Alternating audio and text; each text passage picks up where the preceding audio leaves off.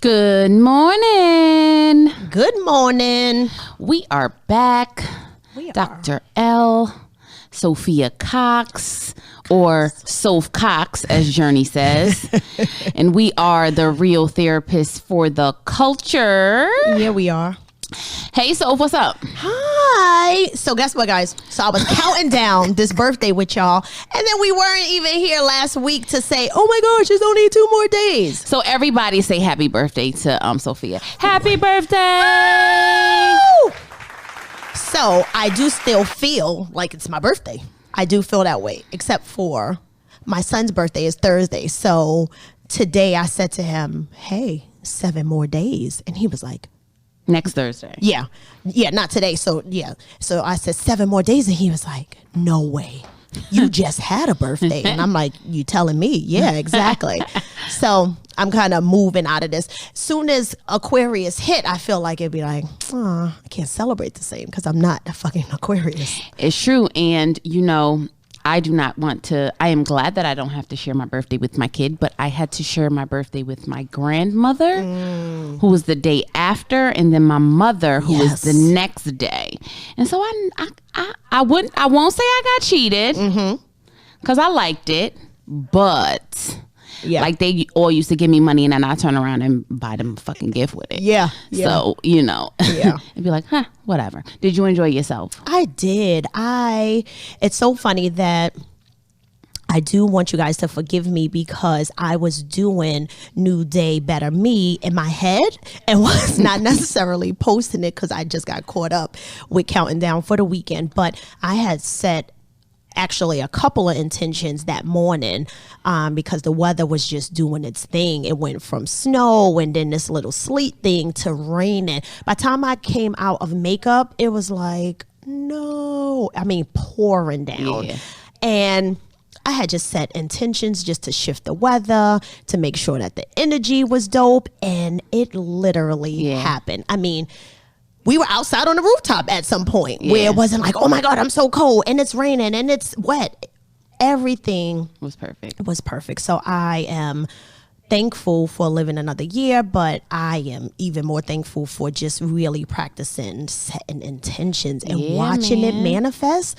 Like it's still mind blowing at times. Like, oh, look at that. Yeah. And then it's like, but I said that, right? So I shouldn't be surprised, but it still is like, so it was good. Shout out to people who just traveled from New York in that weather, or even people who were local. Well, people from New York don't care about that weather. Yeah, because it really wasn't serious weather. They don't. But once I start seeing the little ice chips, I start getting a little because you're a watered down New Yorker. I know you. So at the party, somebody was like, yo, you've been here they did 12 years. Right? You can no longer say you from New York. And I was like, yeah, I don't know if I would ever say, I would never say I'm from Maryland. Even when I'm out of town and people be like, oh, where are you from? And I'm like, where do I live? Right. Or people say I'm from New York by way of, or that kind of thing. But yes, during the speech, somebody was like, you from Baltimore, you been here 20 years. I was like, oh, I have been here. So for you're 20 a watered years. down New Yorker. And I don't like the way that sounds. When there is a threat of inclement weather, we all get anxious. I cannot say I have not joined the pack of people who run to the grocery store and buy milk and bread. Yeah.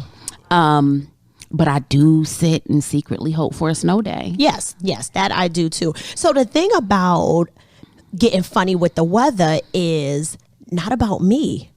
You know, I drove a Tahoe since like college years, so I feel like I could whip a car, right? Or a truck. But Maryland gets very scary in all kind of weather.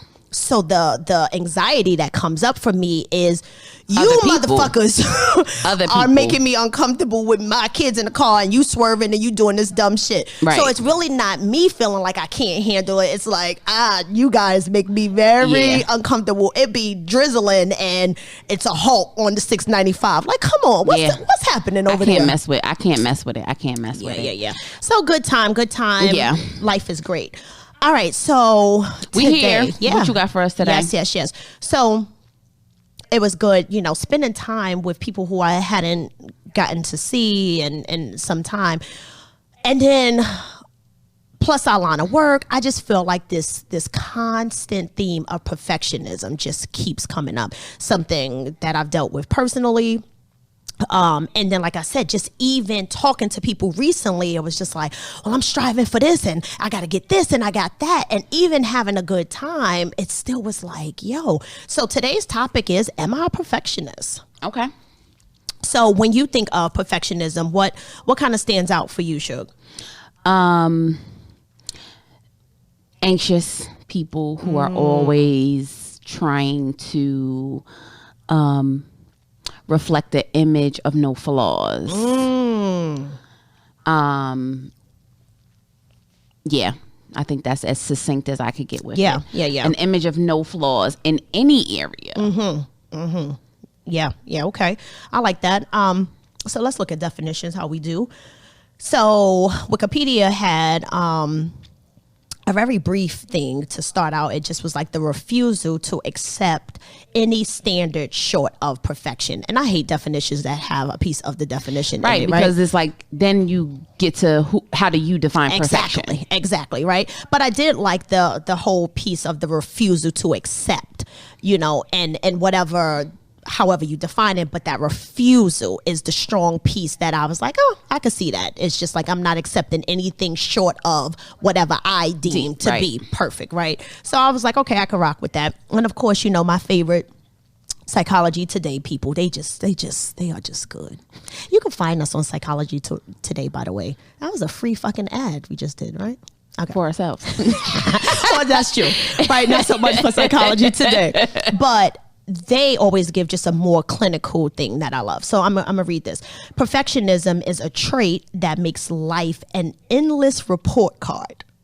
I was like, I love it because I use that. I say like, I'm forever feeling like I'm in school. So I'm gonna read that again for you.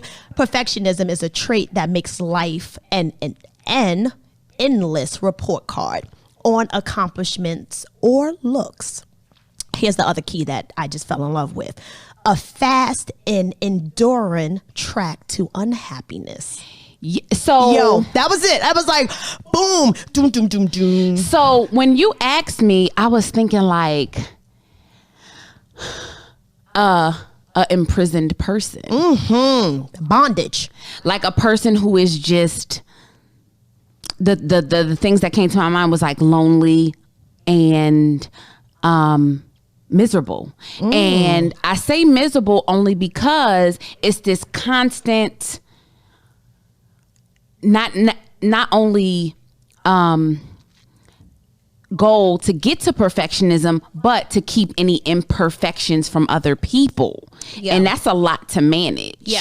Yeah, so I'm gonna speak on this from multiple aspects, from the clinical side, but then the personal side, which we usually do, and then some we can relate to more than others. And this is one that I have embodied for forever. One thing that I feel like we fail to really grasp about perfectionism is it's this difference. There is an very clear difference between striving for a level of excellence versus demanding this perfection. So even when I bring up like, life isn't perfect, people are like, but I just want to do better. And it's like that there is some healthy levels to wanting to do better. But when it goes across this thin line of this demand, this refusal to accept anything beneath whatever standard that you're setting, that's where we're in this dark place. So some of that you said, the miserable piece is that it's just this ongoing thing.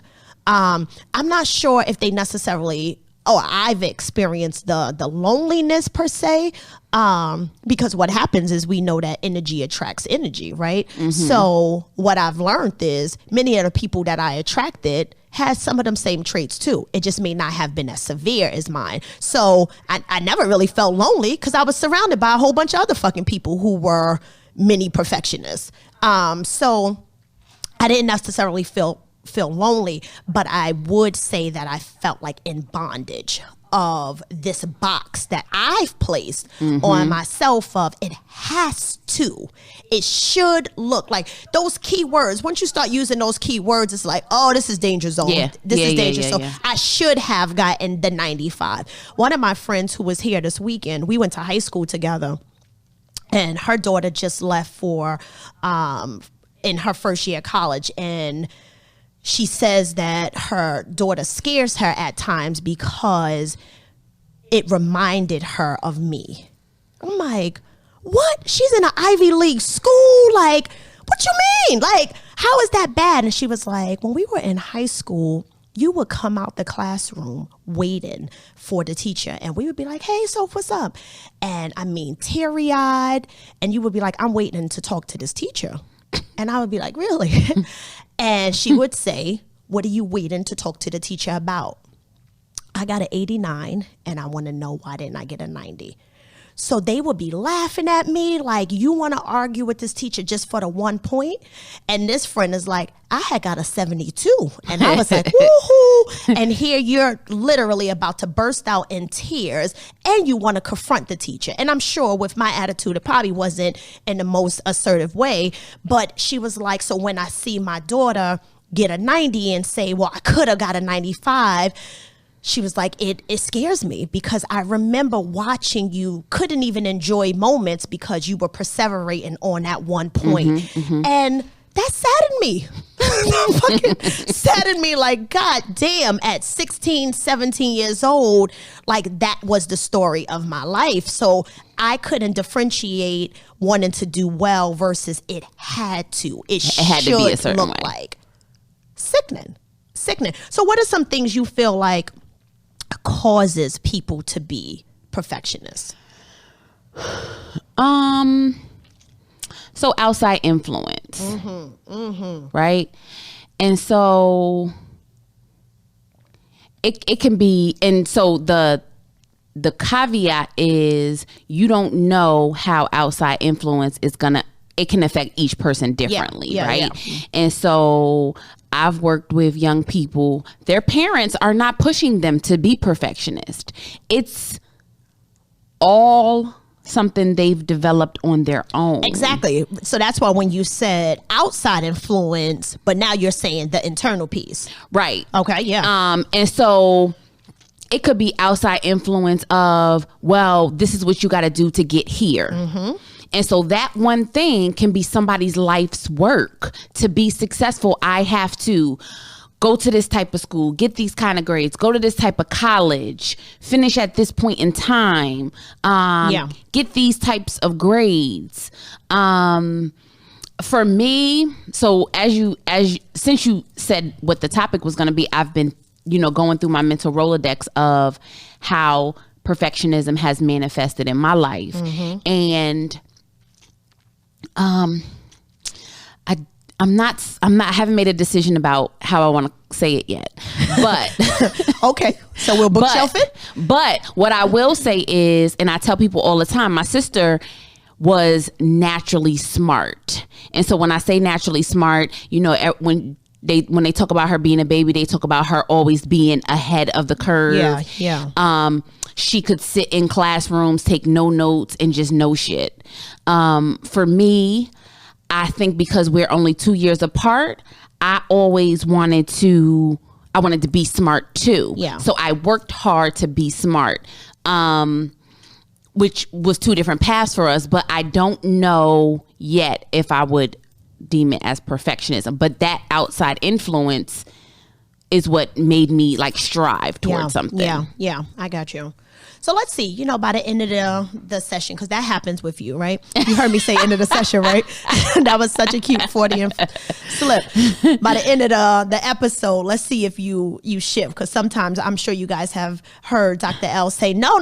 And then at the end, well, I guess I could see. I have one thing identified, yes, but we'll get there. I fucking do for you. So I have one thing identified, but we can get there. But it's more empowering when it comes from self, right? Right. So one of the outside influences or that external piece is parenting that causes that perfectionism, where there has been perceived as disapproval from the parent. So simple, right? I said to a parent who I had a client who's like maybe 14, 15 years old, but she typically gets 90s and good grades on things.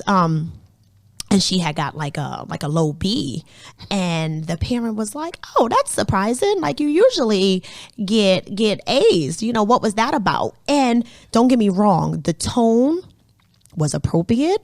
You know, she did a lean in. It was a loving gesture. Something that simple said to that kid, that wasn't enough.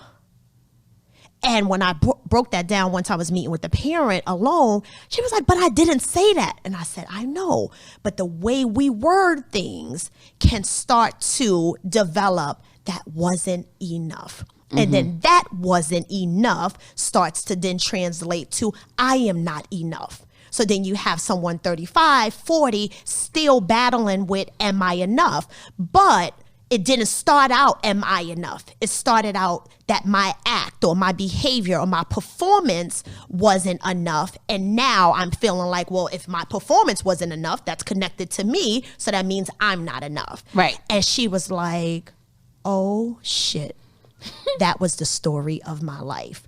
No one never told me I wasn't enough, but someone always came behind and gave some kind of feedback of how that could have been better, right? So what people always say is, what's the balance?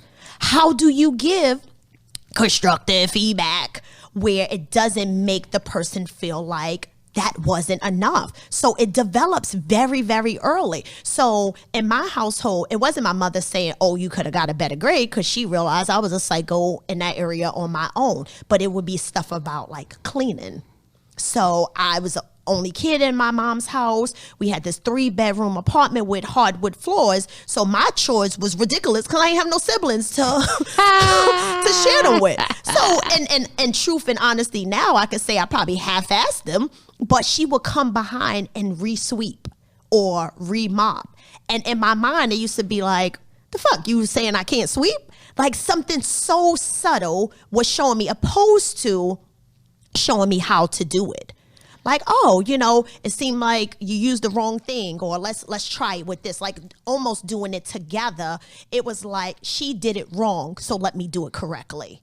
And that message started to grow. And not saying, like you said, there isn't an internal piece, but I'm clear that there was an external piece of me feeling there was disapproval. And that's the common theme with perfectionism. There is a fear of disapproval because someone who they deemed superior or that they respect or role model, hero, whatever you deem them to be, excuse me, but they felt that there was some level of constant disapproval for them. So now it's this fear. I don't want to get it wrong. I don't want to get it wrong. Right. So parenting is the area where perfectionism is an issue for me. In so many different ways. Don't judge me. Come on, press the button. Doom, doom, doom, doom. Well, I did it now, right? Shut up. So in so many different areas. So two things. So the first thing is my daughter's behavior, her academic progress is a reflection of me. And so it's like if she doesn't do her homework, I think it's a reflection of bad parenting. Yeah. And so I get very, very like elevated off of stuff like that. Yeah. And so even down to, so Journey started first grade this year, and we got this spelling test thing going on, right? When I tell you guys how anxious I was for her first spelling test, like I was anxious. Yeah. When she got back in the car, I was like, "So, how'd you do?" She was like, "Good. What do you mean?" I'm like, spelling test. How was your spelling test? Right. I don't give a shit if he was bullied at lunch. I don't care about nothing. Tell me about the spelling test. So she takes a spelling test out. And I'm like, we had a little party in the car. Like, I was relieved. I just felt joy, and it was just a spelling test, right? And so now every week there's a spelling test, and she's gotten 295s.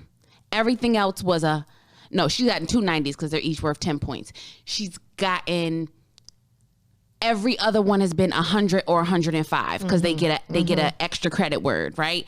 And so it's become the norm that she just gets hundreds. And so maybe 2 weeks ago, I'm just driving and she was like, I got to pee on my spelling test. And I was like, I was silent because I'm like, what the fuck is a P? And because I was silent, she was like, don't worry, I'll do better next time.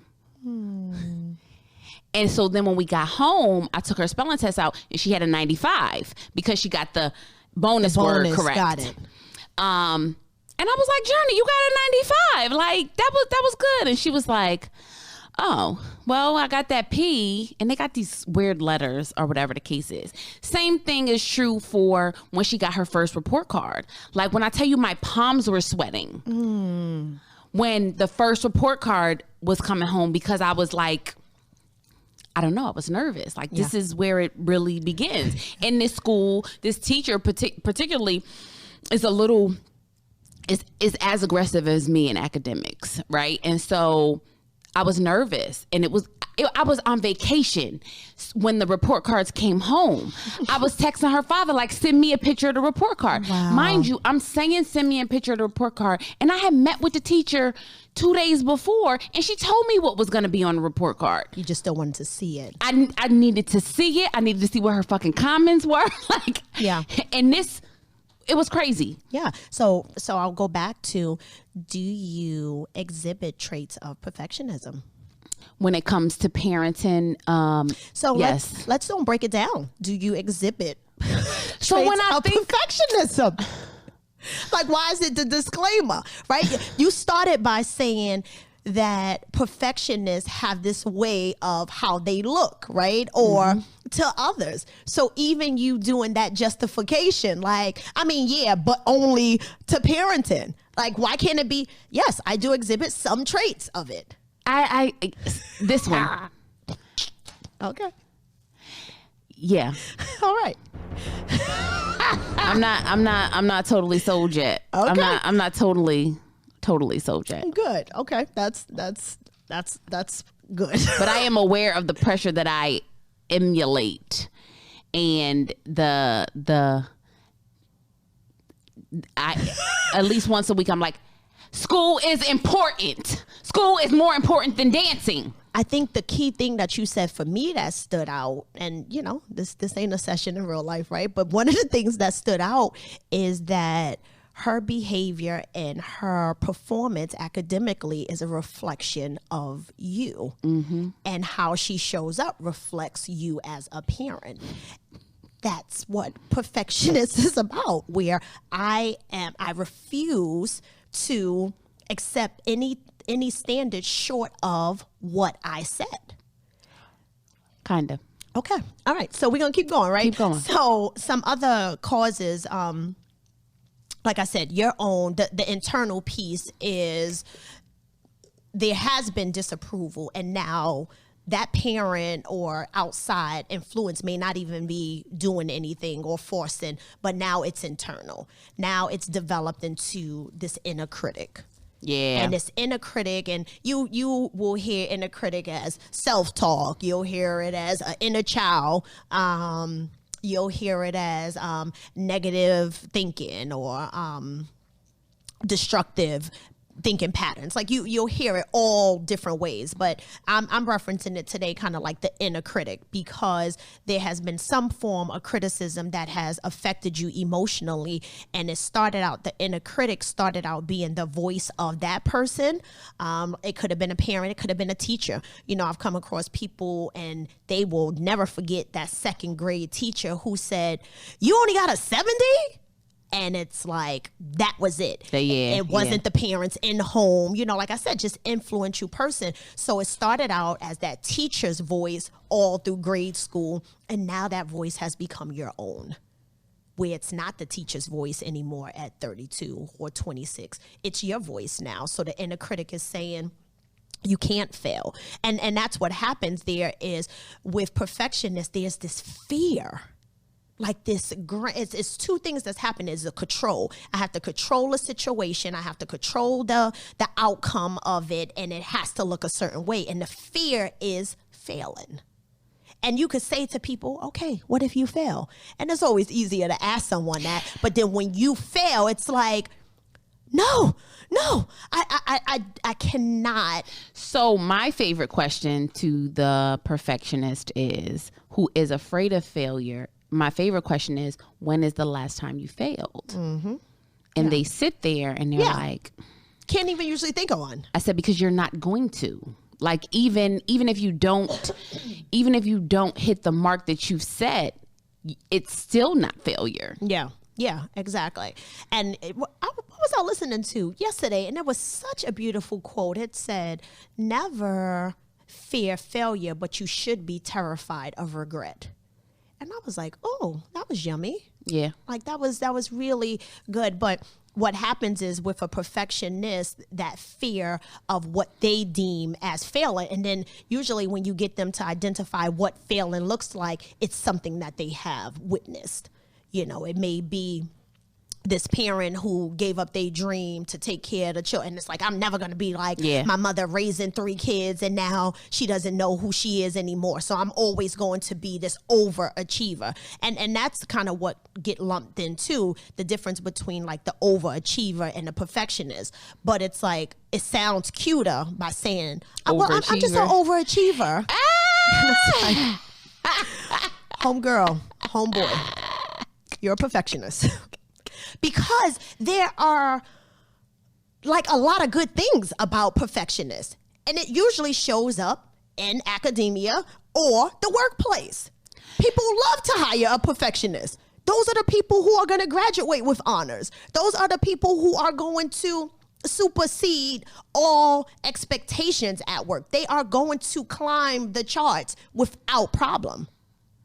Yeah. However, intimately, relational is where they struggle, because that's the area you have no control. You can't control another person. You can't even control your child to some extent. You will watch it go and unravel more and more and more because her grades really is not a direct reflection of you at all times. It's just not. When I used to work in detention, people used to be like, oh my God, do you see their parents are a lawyer and a doctor? Why do you think every kid in here in detention is parents are crackheads? Like, no, they have loving parents and they just kind of did their own thing. Like the home environment could have evoked something, or just the outside environment could have. But you have no control over people. So perfectionists have watched the success and it's reinforced it. Like, well, look at my life. Look at these degrees I have and look at how much money I make. And those are the ones that usually can't sustain relationships a lot, because that behavior shows up in the relationship. I also think it's a matter of, when it comes to relationships, people have a closer eye on your flaws, and that becomes uncomfortable. And so, and I'm thinking in my mind, perfectionist, and just a few in the top of my mind who I know they prefer to live alone. And part of living alone is nobody's going to be able to see my flaws. You know what I mean? And at a point in life, I think that's very important. The personal development is acknowledging that everybody has flaws, acknowledging, not dwelling on. And so again, if you are in this constant and the flaw can be a crumb size of a thing. It could be as much as, I was late for work. You know what I'm saying? And you don't want anybody to know that you was late for work, or you got the 89 and you folding up your paper because nobody should be able to see that I got less than the 90 that I set for myself. And in all actuality, the people around you don't even care that much. Yeah. Another reason how it doesn't work in relationships is because, like I said, perfectionists are about the control. and they can't control their own emotions. Like people can say like, oh, I'm not gonna like this guy like that. I'm just, you can't control what you are feeling. So perfectionists start to feel out of control when it's like, oh, wait, I didn't want to like this person. I didn't want to fall in love. I didn't want to start acting out of my character. The control starts to break down. And when that starts happening, they start to break down, where they start to overcompensate with the control, and then they just kind of sabotage it. But so it's not just people can see you up close. You are like, oh, wait a minute, what's this fuzzy feeling? Like right. what's happening with me? Why can't I control? And then it starts to turn into anger. Like I didn't want to like her. I didn't want to like him. He was supposed to just be fun. And now look, and it's like that's okay. But and then it's sad. I like the comment that Psychology Today has said, like, it's a fast pace to unhappiness, because the thing about perfectionists is that a lot of times people don't even know how rigid they are with themselves because they project it on others. So that's the biggest thing, how sometimes the relationships don't work, because it's like, not only am I striving for perfection, you should be too. Right. So it's like, oh, you like that job? Okay, so what are you doing to go to another level? And a person may say, well, I'm pretty comfortable here. Oh, he don't got no drive. She got no determination. And it's like, well, why can't you just accept where they are? Or they have this idea that it should look like how they are. Well, I'm this kind of friend. You should be that friend to me. I go above and beyond for you. I make it to this. I make it to that. Why aren't you? They project their perfectionism onto others. That's the thing that usually kind of make people say, I can't deal with it. If you want to be a perfectionist, right. Go ahead and do your thing. But don't put that shit on me. Right. I can't handle that. And that's where relationships start to fail. I think the word that comes to my mind is rejection also. Mm-hmm. And so, and it could be any size of rejection. It could be someone not answering the phone when you call them. And that necessarily doesn't mean it's rejection. It just means I'm not available at this moment. Right. And a whole perfectionist will say, oh my God, they didn't answer. Why wouldn't they answer? Oh my God, they don't like me. Mm-hmm. All in the head. Everything is in the head. Mm-hmm. Because it comes back to the common theme of I'm not enough. Right. So this person did not answer because of me. Right. Not because of them. They didn't respond because of me. This relationship did not last because of me. So now I'm just going to avoid it. A lot of times people will come to therapy or just want to have conversation about, why do I procrastinate? Why do I procrastinate? People fail to realize that perfectionism can lead to procrastination, because I have this strong sense of fearing failing. I'm just gonna wait it out. Like, I don't want to deal with it. I don't want to approach it, and don't even realize people try to say, well, I procrastinate because I'm lazy. No, you procrastinating because there's a part of you that may be fearing that you may mess up or may not be perfect. So you just keep holding out until you backed into a corner where you don't have a choice now. I procrastinate because I work better under pressure. Okay, I like that. That's the story you continue to tell you. So, like, it's so many connections, the rigidity. People who are super rigid, where it must look a certain way, that is a trait of perfectionism. But if you want something to look a certain way, and this is where it's a double-edged sword, is what's wrong with that? So again, it's the difference between striving for excellence versus demanding perfection. So if I'm an event planner, and I'm going in like I have this vision. I'm doing Candyland for this kid, 5-year-old birthday party, and I have the vision. Great. You going in striving. Someone paid you for this service, and I want it to look well. However, if there is a glitch, am I having a whole internal meltdown? Even though I've gotten amazing feedback. Wait, let me finish.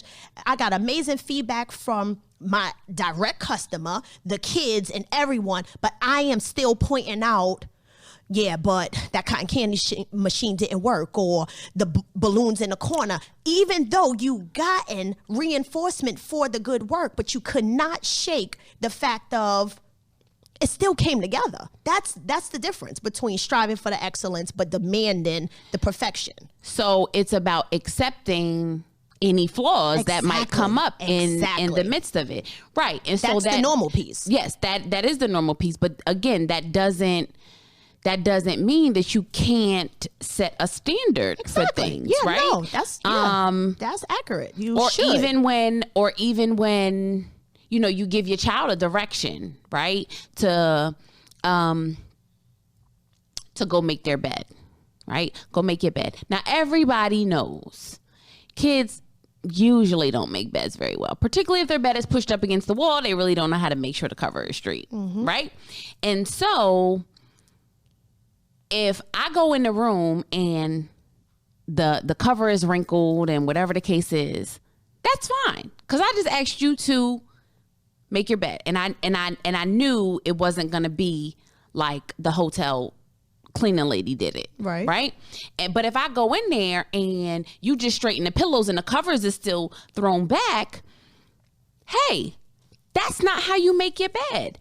And like your example in the beginning, it could be a very fine line for every different individual and how they respond to that's not correct. Exactly. So this is where, and of course, it may not be able to happen like this every situation, right? Because sometimes things just happen in a very split second.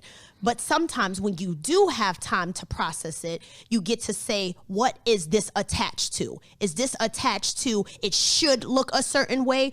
Oh, what you get on this grade is a reflection of me as a parent, or what happens in this house? Your response is going to, oh man, I hit my mic. Your response, if your intent or the feelings that is attached to it, that's what's going to come out. Now, if my intent is to have a teaching opportunity, then the way I speak is going to show up different. But if I'm focused on my image or how it looks, that's what's going to come out. Oh no, we don't do that. We don't get 70s hair. That's not how the cocks roll. That's some other shit. That's not about teaching my kid and helping them. That's a personal thing. So sometimes, and again, you may not be able to do this in every situation, but this is where that development and that personal piece starts to happen, where you do slow down your responses and checking in and saying, what is this about right here? Is this a me thing, or is this an opportunity with my kid? So even something as simple as the bed, where it's like, sometimes you don't even realize how shit triggers other things, where it's like just a bed. Somebody else may have the experience where their parent used to cuss them out about how wrinkled a bed is, and unconsciously that's what they're portraying, or kind of putting on to this kid, opposed to, hey, it seems like we need to kind of practice making up the bed together, because maybe when I say that you don't understand, so let's do it together kind of thing, versus something is triggering you and it's like, this is not how you make a fucking bed, you don't know how to do it, blah blah blah blah blah. That's perfection. So please do not misconstrue setting standards. That's how I started by saying striving for excellence. That is what you should in relationships, in work, in anything in your life. But then when you see that it's evoking anxiety, it's making you procrastinate, it's blocking your creativity because the fear of failing or rejection or disapproval that's stopping you from doing things, or the way you connect with people, you're no longer in striving for excellence. Oh, I just want to do well. This is demanding perfection that does not exist. Yeah, it's very, very hard though, because now I'm sitting here and I'm thinking, because even if like you said, it's an unending, it's an internal merry-go-round. And you're just going around and around and around. And so I'm thinking, Journey is an excellent reader. She learns math, but math is not her natural thing, right? And so, and I know math, but I don't teach math to 7-year-olds. And so what I recognized is that I can't necessarily be the teacher. I can assist, but I can't be the teacher because it turns into a fight. And so, you know, they have all these little programs. So I saw this program, Mathnasium, and I was like, oh, well, maybe I should put her in this program.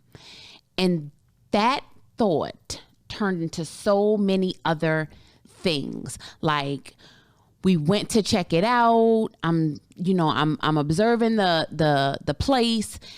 Older kids were coming in there. No small kids were coming in there. And I'm like, am I doing too much? Is this really necessary right now? Am I putting on too much pressure? But the other part of me is like, well, why not be ahead of the ball and getting some help? Why wait until she's failing math if you already have all of this evidence that math is going to be her struggle? Even down to her, once we went in there, she thought it was a fun place. When she came out, she was pissed. I already go to school. I don't need to go to an extra school after school. And I know math. And she's really wasn't happy with me. And so I backed off for a couple of days, and it still just rambled around in my mind. Because again, it ended up being this internal struggle of, am I pushing off perfectionism or this very high standard to this child too early? Yeah. I mean, it's a thin line, but it's not a thin line. It's a thin line as far as I can't call it for you. That's the thin line. But it's not a thin line within. You know the difference. And you may, off the conscious, you may not know the difference off the top of your head. I'm learning more and more, and I've been sharing, especially those intelligent people who just love to intellectualize everything, that the heart will always supersede the knowledge of the head. So even when you say, I don't know, it's like, take a breath and you do know the answer, right? But so within, it's not a thin line, because I know the difference between wanting well for my children or wanting well for myself or my spouse or people around me. And I know the difference internally from the perfectionist piece. No one else can point it out for me. That's where the thin line can be like, oh, well, it just seemed like you just want well for yourself. Even when I have professed to people I'm a perfectionist, it's like, I don't think so.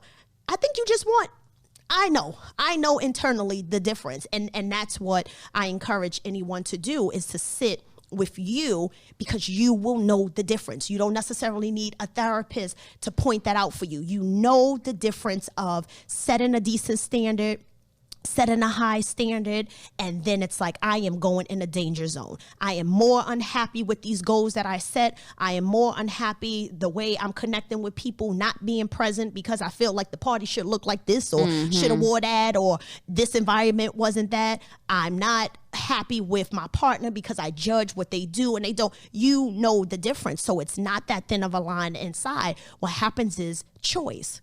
Choice is just an amazing principle of something so simple. A lot of times people come to therapy and like, how? The first step is you just get to choose. Say, I choose something different. You may not even have you may think you don't even know the tools to use to get to something different, but just even saying, I choose something different. I choose to not be so hard on myself. I choose not to be so hard on others, because again, like I said, a lot of times people feel like you're just being hard on them and they don't even know that you're 20 times harder on yourself because you look put together. So you get to say, I choose to release this judgment of myself. That's kind of a whole new day, better me kind of statement. I choose to not judge me today. I choose not to judge, the people I'm connected to today, kind of just starting from that today thing. But it's an unhappy path. So you have stuff, you have the accolades, you have it, but internally you are not happy because it's never enough. What someone shared with me before, they said, like the whack-a-mole, and I played this game for so long in my life, but didn't know what the game was titled. But it's the game where the thing pop up, you hit that one down and you pop up another one and you keep just trying to hit all these different things. And perfectionist loves that game, not even knowing. That is the story of their life. They always are hitting one now. Oh, it's like, oh, you know, I feel like you should be more religious. The fucking guy is praying over you in the morning, over you at night. And then the next piece that came up, like, but I think you could be a little bit more affectionate. Okay, now I'm fucking kissing you in the morning when I come home and sending you texts throughout the day. Now it's, well, I think we should have sex 3 to 4 times a week. Perfectionists will play that fucking game all day long with themselves and others. And it's exhausting. It's exhausting. You like that game? I did. I always loved that game. And just like I said, never knew, because it was such a challenge for me. You know, like, I feel like, you know, every every perfectionist looks a little different. I feel like I didn't start developing procrastination until later in my life. I really never was a procrastinator and much things. So everyone isn't going to look just like the traits that I have. But again, internally, you know what they look like. With my kid, it's the color thing in kindergarten. And I was telling him, I mean, he had it in pre-K too, but it was like kindergarten. It's like, oh, we're in a different world. And I was like, yo, we only get blues in this house. And I had to catch that, to the point when I came back to correct that, he didn't believe me. He was like, Mommy, you tricking me. We got to get blue. And I was like, no, please forgive me. Like, I'm sorry that I told you that. Whatever you get, we'll be okay. You go out every day being your best, that's enough. He was like, he would say in his prayers, thank you, Jesus, for blessing my family, and I love them, and please let me get blue tomorrow. I'm like, what the fuck? Like, now don't get me wrong, he 5, so I'm not expecting some, sermon kind of prayer, but you praying for blue for the next day? Nah, we not doing that. So it was like, I don't care what color you get, we'll handle it day by day. So it's just being your best, and that's enough for me. So I've been saying that every day for the past 6 months. Oh, well, the month after school started. And I lied to you not. He has had 1 green, because it's blue, green, yellow, orange, and then red. That's way too many colors. But it makes sense, though. Blue is the best. Red is bad, bad, bad.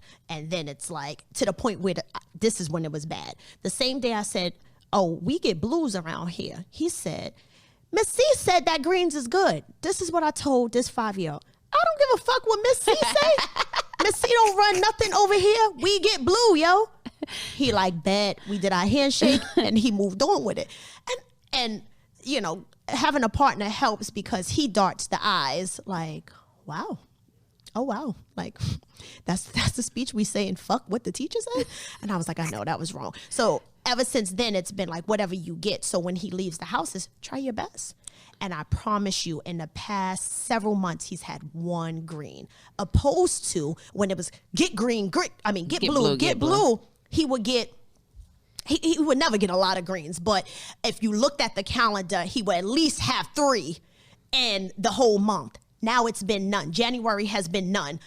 December was none. Like, because the pressure is off. Exactly. So I'm like, I'm aware of that. And I acknowledge that, and I accept that I played a part of that, and I don't want that to grow up. And somebody is asking my kid, who raised you? Because I've asked a lot of men that. Who the fuck raised you? I don't want no one to say that to my son. And that kind of connotation. Is that a reflection of perfectionism? Yes. Was if somebody asked your son who raised you? No. Not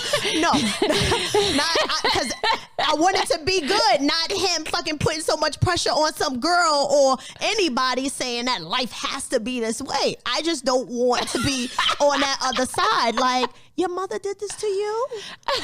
Or if he ever chooses to go to therapy, it's not because he got all these horror stories at 5. My mother said I had to get blue. And like, God damn, because that's what happened. Once I make them go back, that shit comes up. So what are some ways you feel like can stop this fast-paced journey to unhappiness?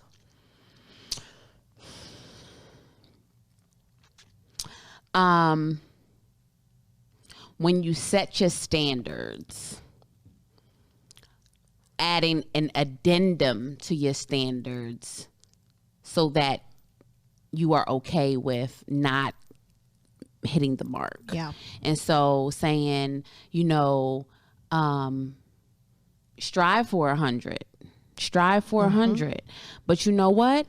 If you miss some, it's okay. And so to me, that's the middle ground. You know what I mean? Say I want to lose 5 pounds, but if I lose anything, I have done something well. You know what I mean? When I'm at the gym, and so y'all know I love my gym, and so we in spin class, and one of my instructors, she is like the Terminator type of, and she's like telling you to go. What did you come here for? What did you come here for? But even though she says that, she says, but if you need a break, just don't stop moving your legs. And so there's that striving piece, but it's also allowing yourself to possibly fall short in some type of way. So to me, I hear you saying just being realistic about your goals and your expectations that not only you place on other people, but you. Because even when we are so programmed to the wording, right? And forget it when we use it to ourselves. Like, okay, I'm going to aim for losing 5 pounds, but if I fall short, that fall short is like oh damn, I feel like I failed. Okay, so how about I am aiming to lose 1 to 5 pounds this week? Like just putting it in my language where I don't even have to use something negative in my description too. You see what I'm saying? So keeping the whole thing affirming and on a constructive base. I am aiming for whatever, like a baseline, and then your highest, and that kind of gets the mind to say, okay, all right, I got a window here, right. So we are so hard on ourselves with going above and beyond, and people will say, what's wrong with that? More times than not, you're unhappy with that. Now, if you are that person, and I still, people will say like Puff like that, and then you hear Puff at a interview like, yo, I had to take some time. I was fucked up emotionally. I was doing too much, and then it's like, because you was listening to Puff videos like, we don't sleep. I'm up at 5 a.m. This is how I'm making moves. Y'all in the bed. So now you up at 5 a.m. and going to bed at midnight, and then Puff tell you he crashed. Yeah. And then it's like, oh, okay. So you just stop. But that's the thing though, is a lot of people don't end up sharing that they crashed. And so I think, we didn't get to that today, but I think that's something that influences people, because the perception is that everybody around me is meeting their standards. When number one is, you don't know what their standard is. Exactly. And number two is, how do you know they're meeting it? And that's the thing, right? I'm going to say this gently. It's actually none of your business. That's the big thing. So say the takeaway would be share your testimony and let people know your crash. They may not. But if you stay in your own fucking lane, you won't even really be caught up with knowing that the 5 people didn't. It's none of your business if they crash or not. That their journey is for them. Their journey may be for you to even kind of peep some things that worked or whatever the case is. It's not even your business if they crashed or not. Keep your eyes over here, and you will do more than you even expect. I tell people all the time, you can't drive and constantly be looking in another lane too. You just cannot. Yes, are you going to glimpse? Are you going to see out your peripheral? But I cannot completely look in that other lane and focus on my lane. I'm going to crash. So it's like, it's not even your business, right?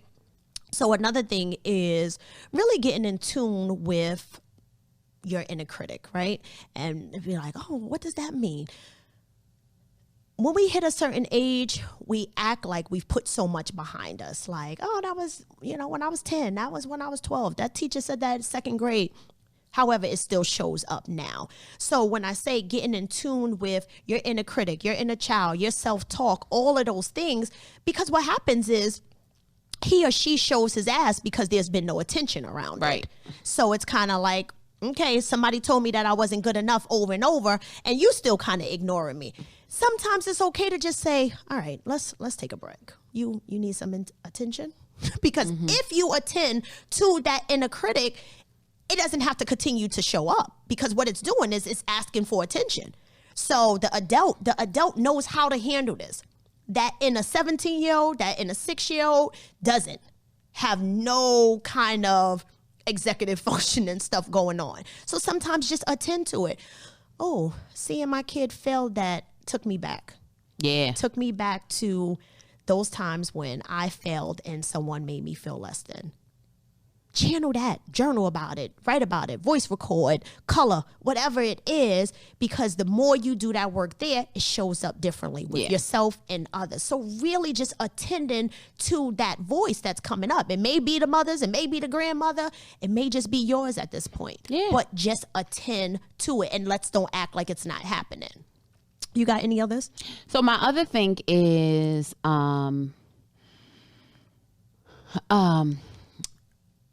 when you do set your standards, asking yourself also this question: if it doesn't turn out this way, what is the worst thing that could happen?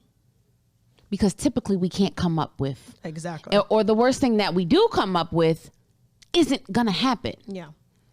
And so then, or I don't know. Well, you gotta know, because you fearful of it, so right, you gotta know.